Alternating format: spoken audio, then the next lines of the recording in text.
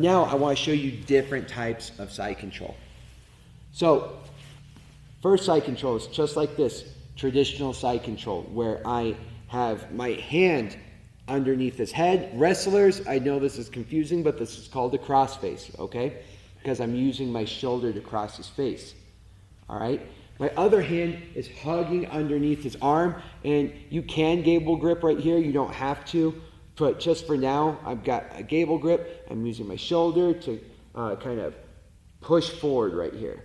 My knee is in his hip. My other knee is either by his armpit or his shoulder. And this right here, I keep my head nice and low, and this is a good side control. This is kind of like your traditional side control that you want to be on. And just to recap in the introductory video, I don't want both my hands to be on one side or the other, okay? If my hand's gonna cross face and be on this side of his body, that means my hand should probably be on this side of his body. If I decide to go the other way, where I bring my hand over here, I should probably bring my other hand onto this side of his body to prevent him from regaining his guard. And we'll talk about a guard blocker here, right? Especially if I'm setting up like my north-south chokes and things like that. So, hands, one side, one arm on one side, one arm on the other, depending on what you're doing. Both knees kind of facing him, hips towards him. Now, there are other other varying side controls that you can do. Like I could put my hips towards the ceiling, and I could be right here, Kisakatami, right? And I like to have a wide base. I like to be pressuring into him. I'm not a huge fan of this one. I think there's a lot of opportunity for the defender to get out of here and to even create some offense. And so I'm not the biggest fan of this one. And maybe it's just because I'm a smaller opponent. And then there's this other one where I can start facing like this way, right?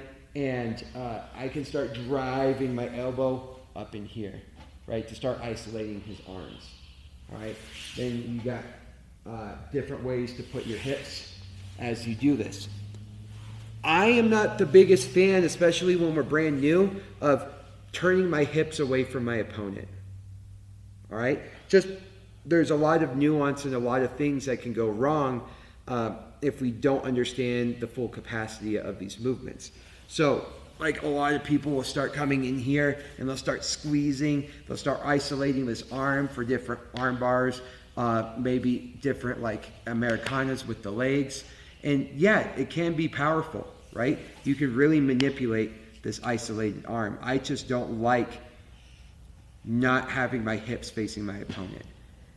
So the other thing is when we start to set up, like let's say we were supposed to go to this position right here where we're faced away, right? Let's go ahead and turn.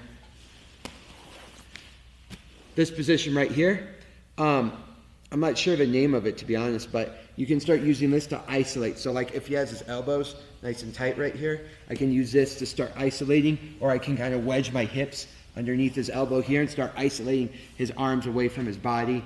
And so this isn't bad. And as a matter of fact, I would prefer this one as opposed to my hips facing to the ceiling because my hips are still facing his hips.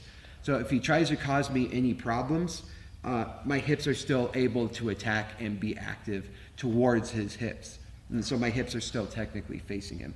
And I can start wrapping this around his head, and I can start getting chokes here, right? I can start going towards, if he puts his arm back down, I can start going to north-south where I'm using my body to isolate his arm.